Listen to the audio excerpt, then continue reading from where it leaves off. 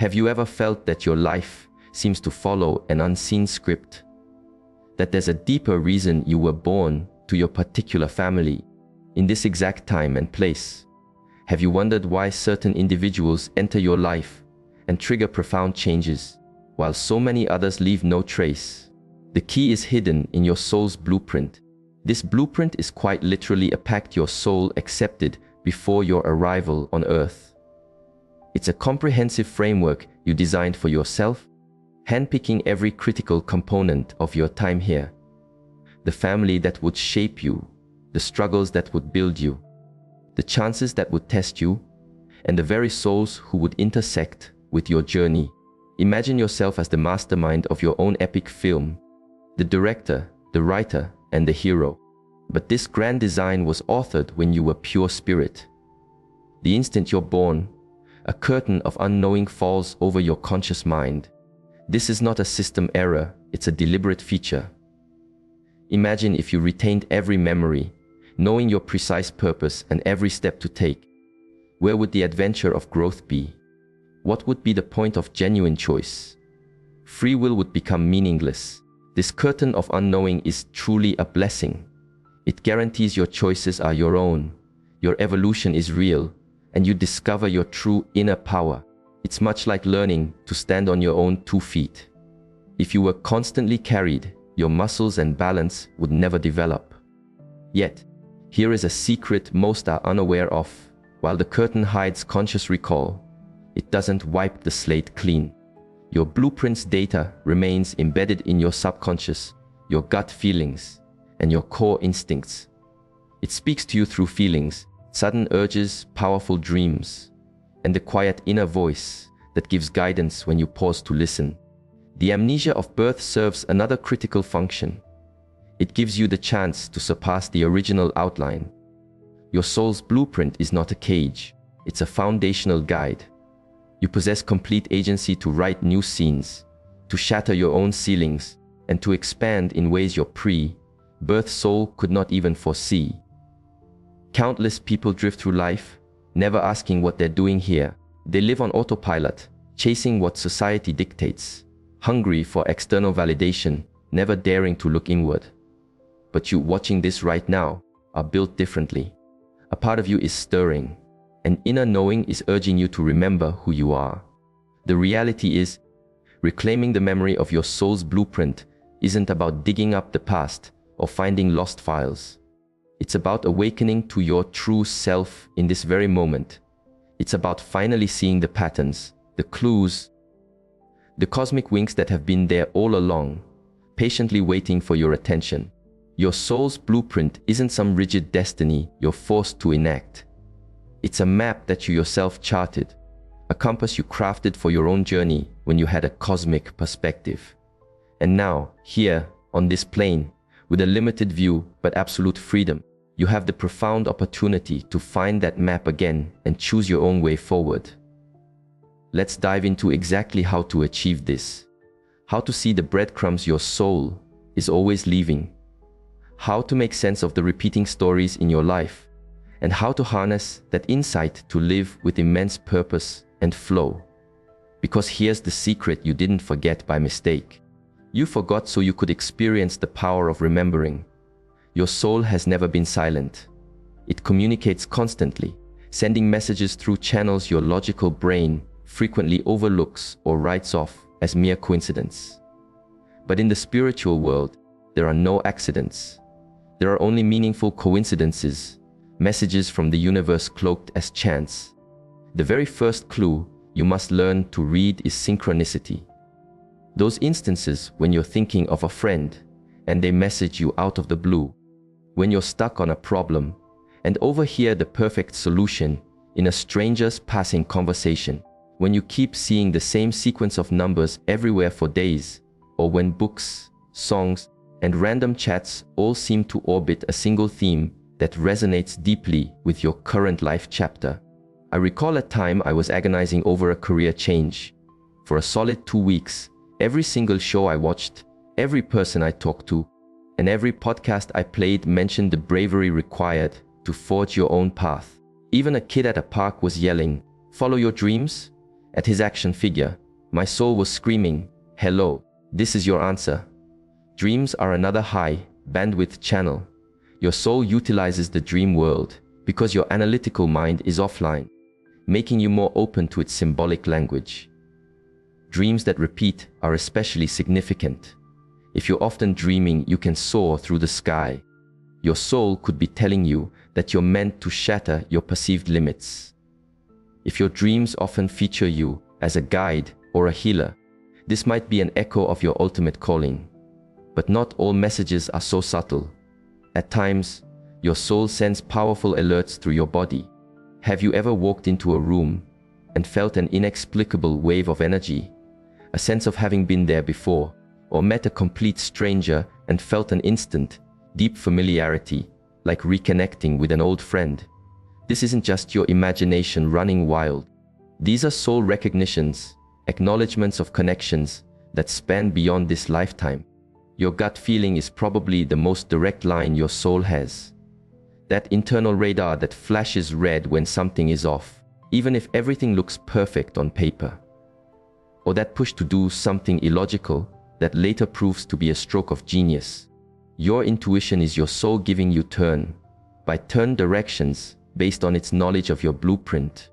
There are also clues in your emotional landscape. Do you ever notice that certain events spark unusually strong reactions in you? Perhaps you feel an immense sadness when you witness any form of injustice, or a profound sense of fulfillment when you're of service to others. These heightened emotional responses are your soul flagging elements of its core mission. Recurring roadblocks are also vital signs. When you push down a path that diverges from your blueprint, the cosmos will place detours in your way, not to punish you, but to get you back on track. If you repeatedly encounter friction in one part of your life, your soul might be signaling that it's a dead end. Conversely, when you are moving in harmony with your mission, life seems to flow effortlessly. Doors swing open, the right allies appear, and resources seem to manifest out of thin air. It feels like the universe is working for you, because it is. Your greatest anxieties also contain hidden instructions. Very often, the thing we are most terrified of is directly tied to what we are here to accomplish. A terror of speaking in public might mean your soul's destiny is to be a voice that moves thousands. A fear of being unlovable might indicate your work involves teaching the world about true, unconditional connection. The people who enter your life are also messengers, especially those who show up at pivotal moments and set off huge transformations, or even those who get under your skin. They frequently mirror aspects of you that need to be healed or developed, parts of your pre-arranged curriculum. Even your odd attractions and aversions are clues. Why have you always felt drawn to a specific culture, an era in history, or a field of study? Why do certain sounds, colors, or landscapes evoke a sense of homesickness in you? These leanings could be tied to experiences from past lives that are shaping your current journey. The most critical step is to start paying attention. Your soul is a constant broadcaster, but you have to switch off autopilot to receive the signals. Begin a journal for meaningful coincidences. Document your dreams. Track your emotional triggers. Trust your gut. Have you ever paused to look at the recurring plots in your own life? Those themes that play out again and again, no matter what's going on around you.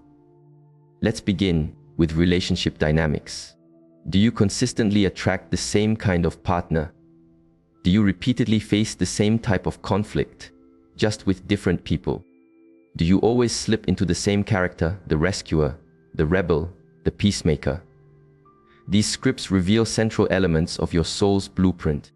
If you're always drawing in people who are broken, your soul may have signed up to cultivate empathy and its healing arts. If you're constantly put in positions where you have to stand up for others, your purpose might be to act as a protector, a champion for what's right. If you're the constant mediator in arguments, your soul may have come here to master and share the principles of diplomacy and balance. Professional inclinations are also incredibly revealing. Are you always pulled toward careers focused on serving others? Or do you gravitate toward positions of leadership? Maybe you shine in artistic endeavors or feel a strong pull towards work that demands technical mastery. These natural draws point toward abilities your soul has honed across lifetimes and wishes to refine now. But not all themes appear positive at first glance. Some are recurring hurdles your soul specifically chose. Do you consistently wrestle with self-worth? Do you always seem to face monetary struggles? Do you constantly feel like no one understands you? These are not penalties. They are growth assignments you gave yourself. See it this way: your soul is like an elite athlete. It doesn't pick the easy workouts. It selects the exact weights and exercises that will build the spiritual muscles it needs to get stronger. If you repeatedly face situations that try your patience, it's because your soul is determined to master this virtue. If you continuously endure losses that challenge your faith, your soul wants to cultivate an unshakable trust in the cosmos. Family dynamics are especially potent. Do you invariably play the part of the responsible one? Are you the family's black sheep, the one who brings everyone together? Your family is the first training ground your soul selected, and the character you play there says a great deal about what you came to both learn and to offer. Let's also examine cycles of loss and gain. Do you always seem to lose and then regain the same types of things? Do you build something up only to have to begin again?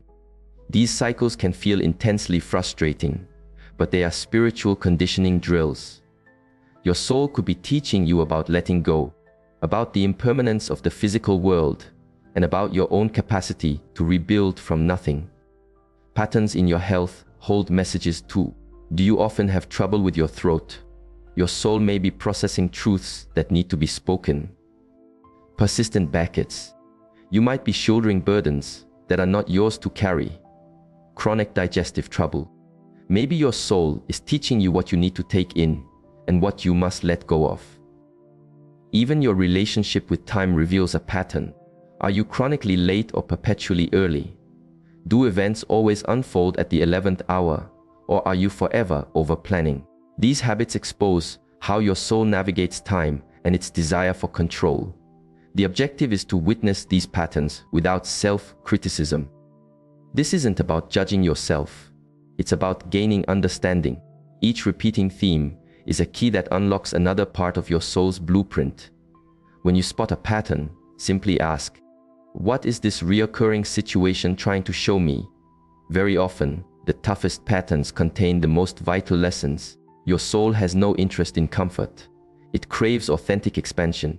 This is why it opts for the very challenges that will stretch your consciousness in precise ways. As soon as you name a pattern, you reclaim your authority over it. You can make a conscious decision on how to act the next time it appears.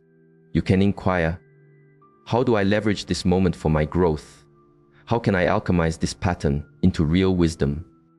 Never forget, you are not a prisoner of your patterns. You are their creator. Your soul designed every single one with intent. When you fully grasp this, patterns cease to be your problems and transform into your portals for awakening. Now that you are aware of how to see the signs and understand the patterns, it's time to venture deeper. A regressive meditation is among the most direct methods for retrieving clear data about your soul's blueprint. It's like opening a direct line to your own higher consciousness. But before you start, you must grasp a core truth. These memories have always resided within you. They are not hidden in some distant place. They are archived in the deepest levels of your mind, waiting for you to create the proper conditions to retrieve them. First, you require the right setting. Find a spot where you can be undisturbed for at least a half hour. Silence your phone. Shut the door. Let your household know you need this time. Your soul needs to trust that you are genuinely present for this meeting. Recline in a way that's comfortable, but not so relaxed that you doze off. Close your eyes and begin to breathe deeply. Inhale for a count of 4, pause for 4, and release for a count of 4. Repeat this at least 10 times, feeling your body grow heavier and more relaxed with every out breath. Now, picture a brilliant, white light forming a sphere all around you. This light is the safeguarding energy of your own highest self. Imagine it soaking into every one of your cells, your organs, your thoughts. You are building a secure energetic space for this sacred inner expedition. With your body calm and shielded, start to picture yourself walking down a softly lit forest path. Every step you take guides you further into your own consciousness. Step 1, 2, 3. Keep going until you arrive in a peaceful clearing, bathed in a gentle, inviting glow.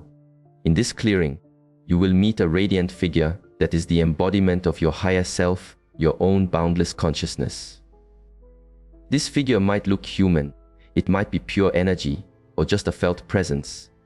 Don't try to control it, allow it to appear in its own way. This radiant figure is you, but from a much wider, all-knowing perspective.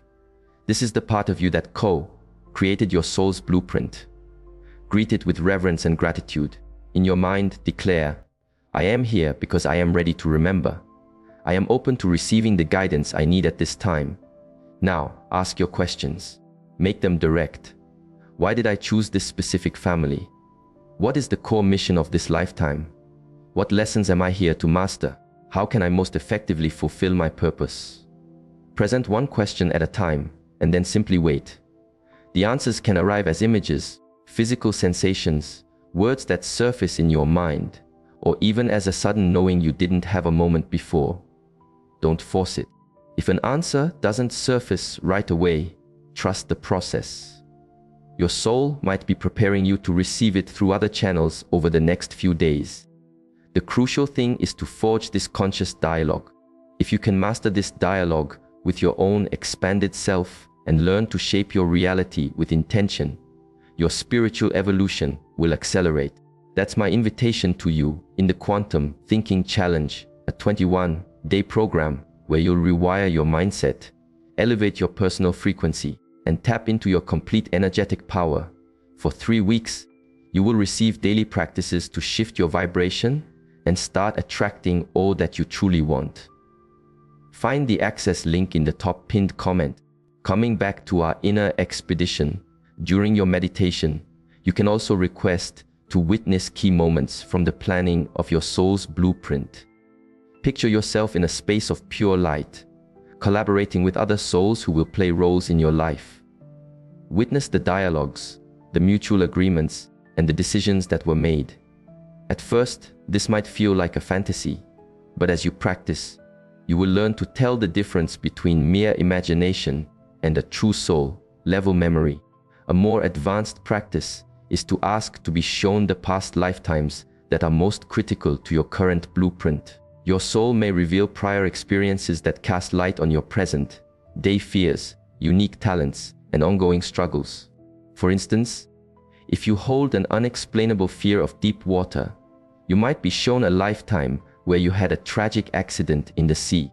If you have an innate ability for healing, you might see incarnations where you served as a shaman or physician. Remember, the point isn't to prove this to anybody else. This is a private voyage of self-reclamation. Even if the guidance you get seems allegorical or metaphorical, it contains profound truths about your spirit's nature. When you sense the session is coming to a close, extend your gratitude to your higher self and start walking back up the forest path toward your everyday awareness. Ascend calmly, step by step, carrying with you all the insight you have gathered. The moment you open your eyes, write down everything you recall. Even details that appear trivial might be pieces of the puzzle. Refrain from analyzing or judging it immediately. Simply get it on paper. Make this technique a regular practice. Just like any other spiritual muscle, it strengthens with repetition. Your soul will grow more confident in sharing insights when it sees your genuine dedication to your own growth. In time, you can tailor this practice for specific needs. Before making a major life decision, check in with your higher soul. Before embarking on a serious relationship, ask if this person is part of your blueprint. Before taking a career leap, confirm if it resonates with your core purpose. Your innate abilities are not random genetic quirks or lucky breaks. They are the spiritual equipment your soul handpicked to bring into this lifetime. Skills honed over many incarnations and chosen specifically for your current mission. Stop and consider this. A young child who can soothe a crying baby didn't take a course in that. A person who intuitively organizes teams and spearheads projects was never formally managed. Someone who can read others' feelings effortlessly didn't earn a degree in it. These are your soul's signatures, spiritual imprints that your higher consciousness left on your human identity. Let's try a quick exercise. Think about the things you're naturally good at, things you knew how to do without ever being taught.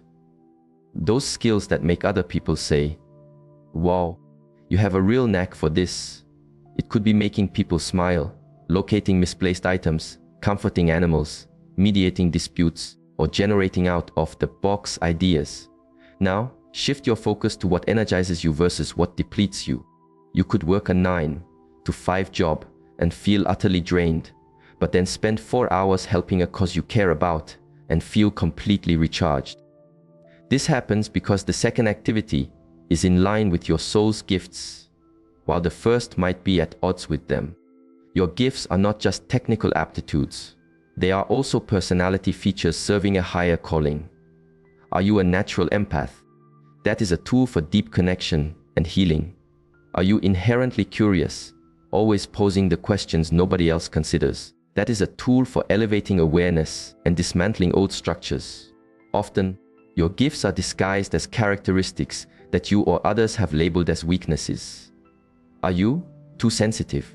That sensitivity is likely a superpower for detecting subtle energies and facilitating emotional healing. Are you too headstrong? That persistence might be precisely what the world needs from someone defending a critical cause. Do you talk too much? Your mission could be to give voice to ideas that others are afraid to express. Do you worry too much? That concern may be an expanded form of care that enables you to shield and direct others. Here's a critical question. What was the activity that completely captivated you as a child? Before you were taught that some things are a waste of time or don't lead to a career, what held your full attention? Did you get lost in drawing, tending to pets, making up epic stories, designing games, or disassembling things to understand them? These childhood passions are invaluable hints because kids haven't been programmed to suppress their innate talents. They instinctively gravitate toward what their souls yearn to cultivate. Now, I want you to hit pause on this video and do something. In the comments section, share your most prominent natural gift. It can be absolutely anything. Making people laugh, finding lost things, calming animals, solving fights, inventing things. Just a few words. I want our community to see the incredible spectrum of talents we hold. Getting back to our topic, your gifts also surface in what upsets you most about the world. If you are deeply troubled by injustice, you likely have gifts connected to leadership and social change. If it breaks your heart to see people squander their potential, you may have gifts for coaching and empowerment. If pointless arguments exhaust you, you likely possess gifts for negotiation and fostering harmony. Your gifts are also revealed in the praise you consistently attract. I'm not talking about polite, empty compliments. I mean the spontaneous remarks people make when you genuinely affect their lives. You always know just the right thing to say. You have a talent for making complicated things simple. You make me feel truly seen. These are mirrors reflecting your gifts at work. Then there is the matter of the invisible gift. Some individuals have talents so ingrained that they are completely unaware of how rare they are. You might assume everyone can do what you do with ease, when in reality, you are playing a different game entirely. One method to spot your invisible talents is to notice what people constantly ask for your help with. If they always come to you to navigate relationship issues, you likely have a natural aptitude for emotional guidance. If they need you to plan events or untangle logistical knots, you probably have gifts in organization and management. Your gifts also show up in the subjects you're fascinated by, even without any formal education in them. Are you captivated by the stars, the human psyche, ancient civilizations, or nutrition? These passions aren't arbitrary. They are your soul being drawn to fields where you possess untapped knowledge and abilities. Don't forget, your gifts are not meant to be hoarded. They are tools your soul brought to help raise the collective consciousness. When you apply your gifts to be of service to the world, you are honoring a vital part of your soul's blueprint. The Akashic records are like a boundless cosmic internet where the entire experience of every soul across all its lifetimes is stored. It's the universal server containing not just your personal journey, but every single agreement, pact, and plan your soul has ever made on its evolutionary path. Her 11 picture an endless library where each book represents a lifetime, each page an experience, and every word a moment of growth. Her 13 your individual record holds it all: your past incarnations, your current existence, your potential futures, and most importantly, the specific details of your soul's blueprint for this life. The term Akashic is derived from the Sanskrit kasha, which means either or space. He 512, it is the finest element of the cosmos, the primary substance from which all else is born. These records reside in this etheric plane, not accessible by physical senses, but through a heightened state of awareness. Ha 12, you might be asking, how can I possibly tap into something so immense? The reality is, you're already accessing bits and pieces of your records constantly.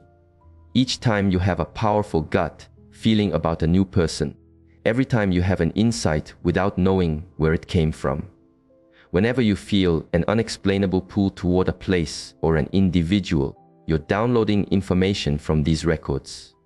To connect more consciously and deliberately, you have to realize that the Akashic records are not protected by some external gatekeepers deciding your worthiness. You have an inherent right to your own files. What dictates your access is your level of awareness, your purity of intent, and your capacity to receive guidance without your fear or expectations coloring it. High five fee. The first step to opening your records is to declare a clear and sacred intention. Sit quietly and state in your mind, my intention is to access my Akashic records to better comprehend my soul's blueprint and how I can serve my highest purpose and the greatest good of all. This intention acts like a key, unlocking the doors of higher perception. He next. Picture yourself walking into a grand library made of crystalline light. It could be an ancient temple, a futuristic hall, or just a radiant space. What's important is that you feel you're in a holy, welcoming environment. Hannah 13 here requests to be led to your personal volume, the chronicle of your unique soul. You might see it as a tangible book, a glowing scroll, or just feel an energetic presence that contains this data. Again, don't force an image. Let it appear in a way that resonates with your own inner world. Hair 13 he.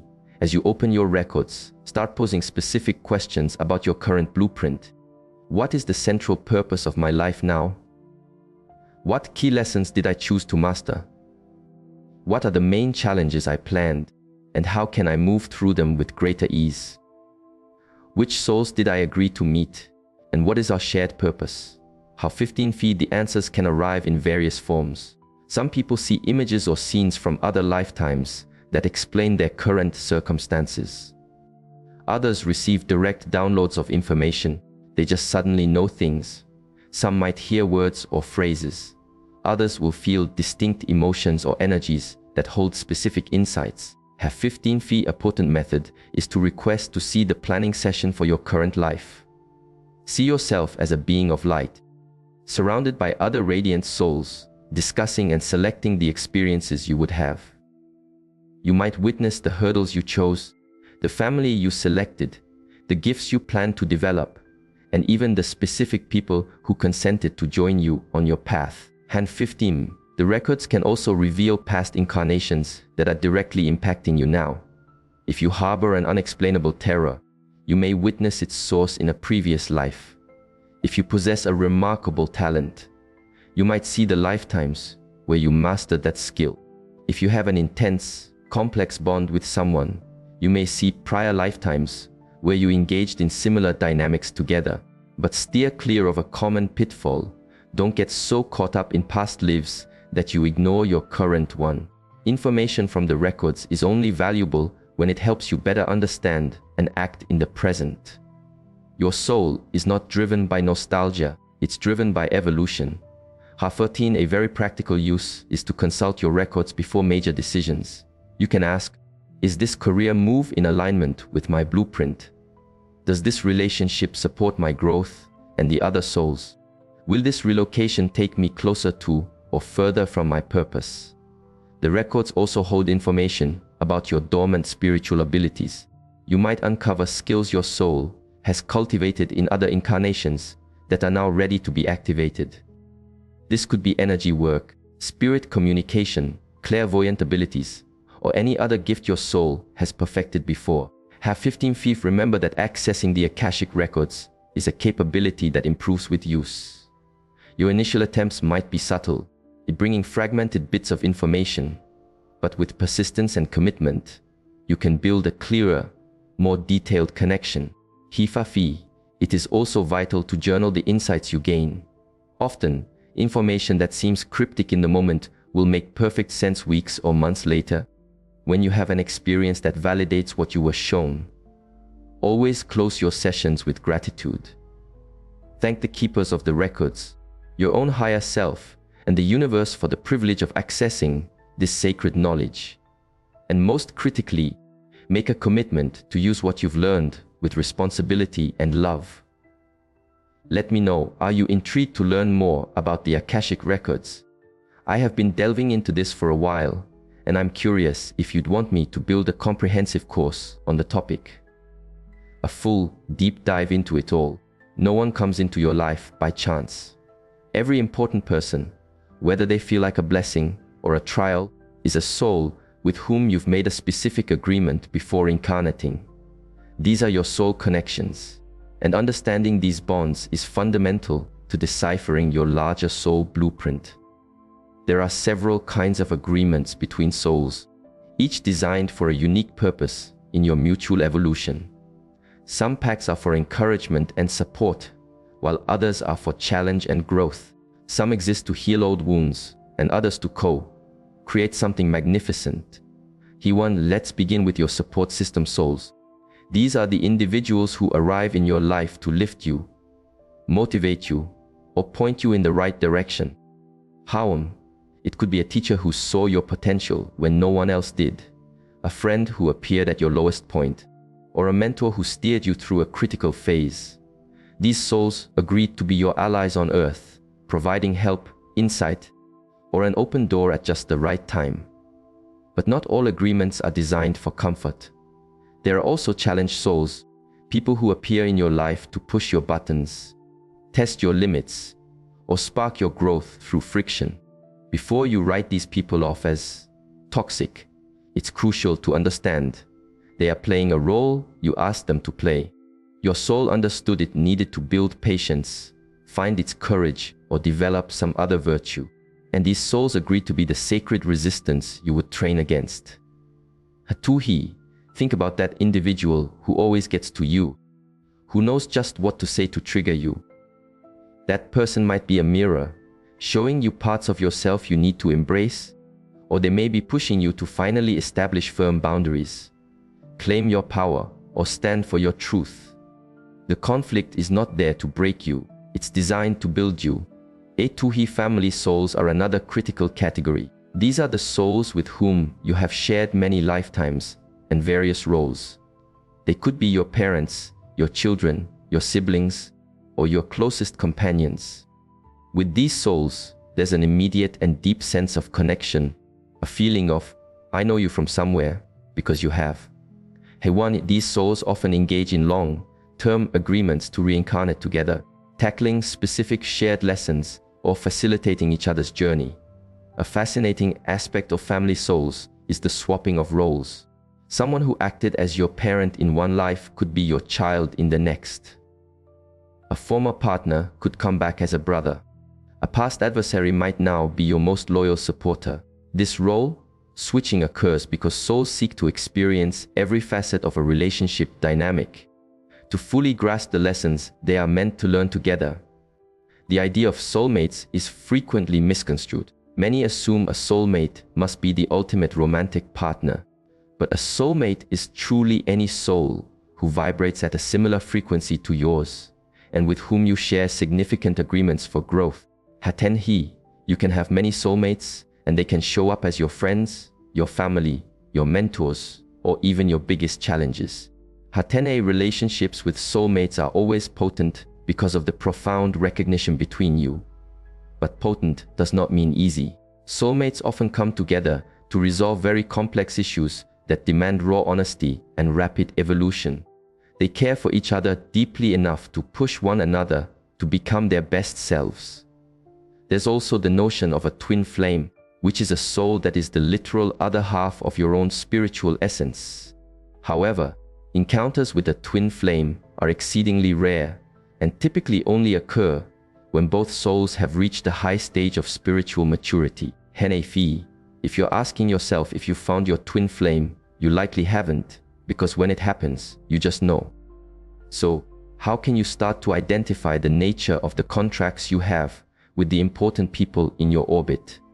Observe the dynamics. Who in your life consistently teaches you something valuable, even if the relationship is tough?